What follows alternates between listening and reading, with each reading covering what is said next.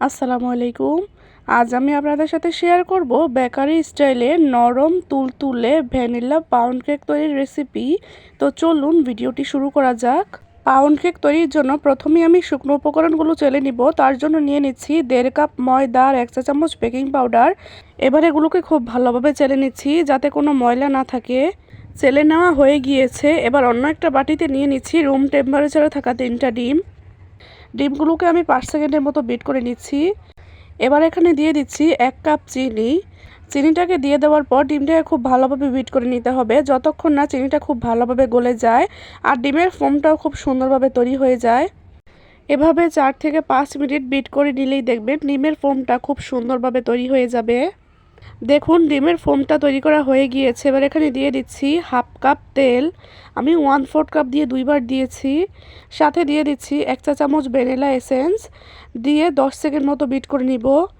এরপর এখানে শুকনো উপকরণটা দিয়ে দিচ্ছি। আমি পুরোটা একেবারে দিয়ে দিয়েছি, যেহেতু পাউন্ড কেক কোনো সমস্যা হবে না। এরপর খুব ভালোভাবে আমি মিশিয়ে নিচ্ছি। পাউন্ড কেকে শুকনো উপকরণ মেশানোর ক্ষেত্রে স্পঞ্জ কেকের মতো এত আস্তে আস্তে করার দরকার নেই, আবার অনেক তাড়াহুড়া করেও মেশানো যাবে না। নর্মালভাবে হাতটাকে ঘুরিয়ে ঘুরিয়ে মিশিয়ে নিলেই হবে।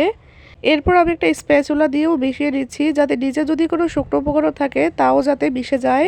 মিশিয়ে নেওয়া হয়ে গিয়েছে। এবার আমি একটা মোল্ডের মধ্যে ব্যাটারটাকে নিয়ে নিচ্ছি।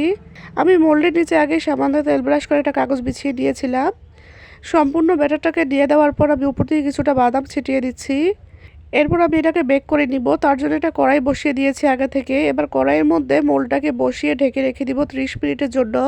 30 মিনিট পর আমি এটা চামচ দিয়ে চেক করে নিচ্ছিলাম হয়েছে কিনা। দেখলাম চামচটা একদম পরিষ্কার এসেছে, তার মধ্যে পারফেক্টলি হয়ে গিয়েছে। এরপর আমি নামিয়ে ঠান্ডা করে নিয়েছি। এবার মোল্ড আউট করে নিচ্ছি। দেখুন নিচ থেকেও কালারটা কি সুন্দর এসেছে। এবার আমি কেকটাকে একটা প্যালেট নাইফের সাহায্যে স্লাইস করে নিচ্ছি। তৈরি হয়ে গেল আমার দারুণ স্বাদের পাউন্ড কেক।